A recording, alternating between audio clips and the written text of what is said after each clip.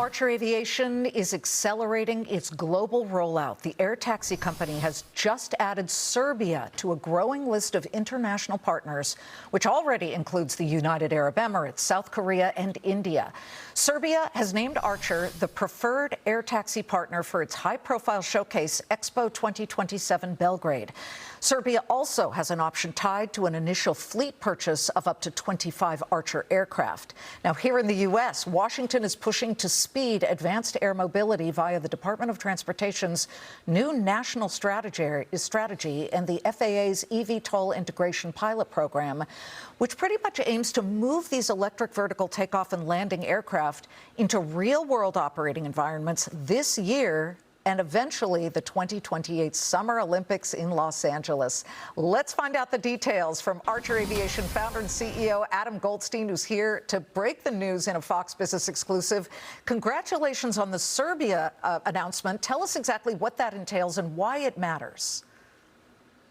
Thanks, Liz. What we're seeing is global interest in this new category of advanced air mobility.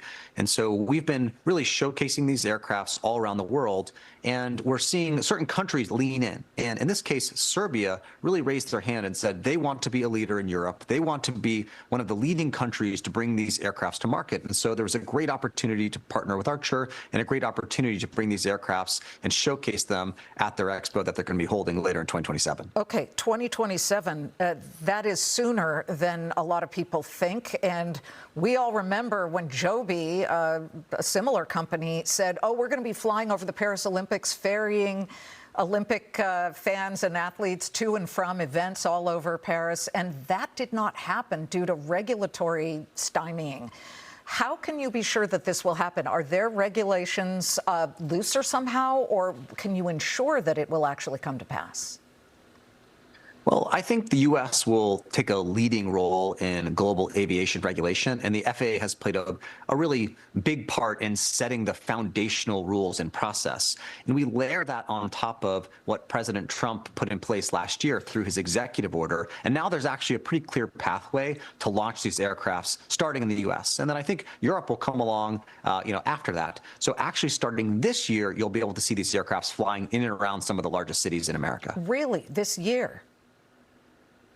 Yeah, so we saw the executive order come into place last summer, and now what we're targeting is that the government, through the Department of Transportation, will announce 5 core cities in the next 60 days where they're going to let us start flying. And over this summer, you're going to start to see these aircrafts flying. So cities in and around Texas, Florida, Georgia, California. So some of the big major cities. And I think it's more of the industry's Waymo moment. It's our chance for everybody to see these aircrafts, get comfortable with them, because they are going to become a part of everyday life. Waymo autonomous. What about your eVTOLs, the Midnight aircraft that I presume is the one you're talking about, which would eventually be over the skies here in the U.S.? Would they have pilots initially and eventually down the line autonomous? Yeah, so we will go to market with a piloted aircraft. And that is the easiest way to enter a certified product into the airspace, because there already are a group of rules where there's an existing level of understanding and how to meet the safety standard, how to operate with existing infrastructure and air traffic control. But we are working with the FAA and with the regulators around the world to bring an autonomous aircraft to market. That's still several years out, and that's still, I think, in the earlier parts of the process. But there's a lot of work that's going on, and one day you certainly will see autonomous aircrafts flying around. Well, as I understand it, putting the Department of Transportation aside, you've been working with the Department of Defense. You've got a deal with Anduril to bring autonomous aircraft to at least certain parts of the military. How close are we on that?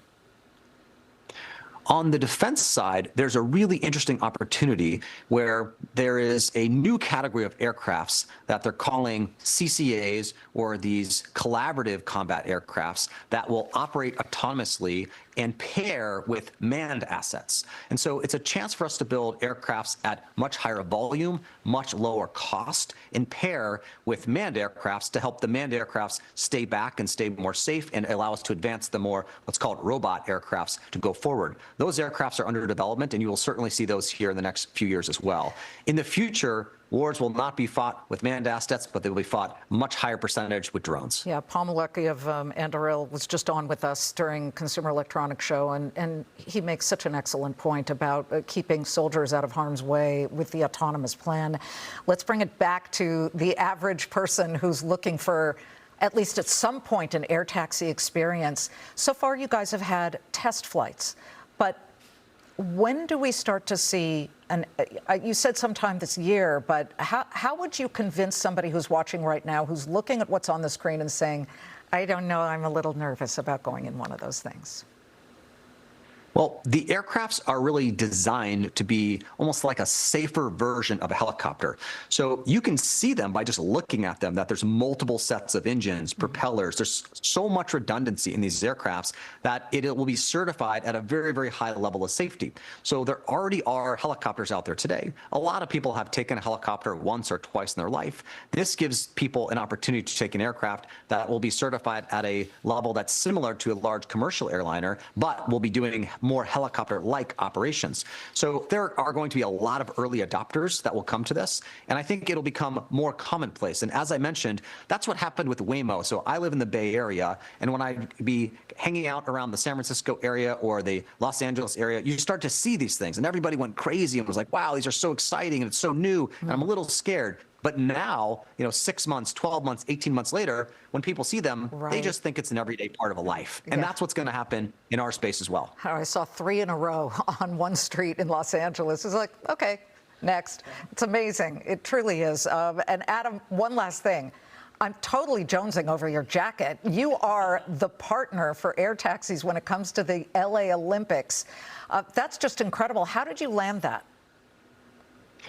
So the LA 28 Summer Olympic Games was actually, conceived for air taxis back in 2022 by the FAA. They actually put out an ambitious target, and they said, we'd like to see these aircrafts used in the LA 28 Games as a way to showcase America's leadership in aviation. So that was the ambitious goal they put out there. And we have been working very closely to set up the infrastructure in and around Los Angeles, and then working closely with the Olympics to really solidify that partnership. And so after an extensive period of diligence going through this really robust process, we were selected as the exclusive air taxi provider. This happens to be the pilot jacket that we have, put out there, and it's been seen on TV shows and lots of cool places, because I do think people want these aircrafts to come out there, and I think it's an opportunity for the world to get a chance to see them. Well, it's interesting to see that both the Biden administration in 2022 and now the Trump administration, both are on board in letting the U.S. hopefully forge ahead as a leadership position in this developing technology. Good luck to you, Adam. Thanks so much, Liz.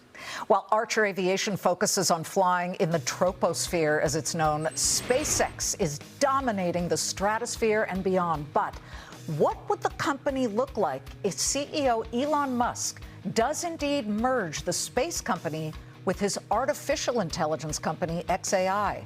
Early xAI investor and Palantir co-founder Joe Lonsdale shares his thoughts on that, a potential June IPO for SpaceX, and OpenAI's plans to go public. He's got opinions on that. It's a Fox Business exclusive. Stay tuned.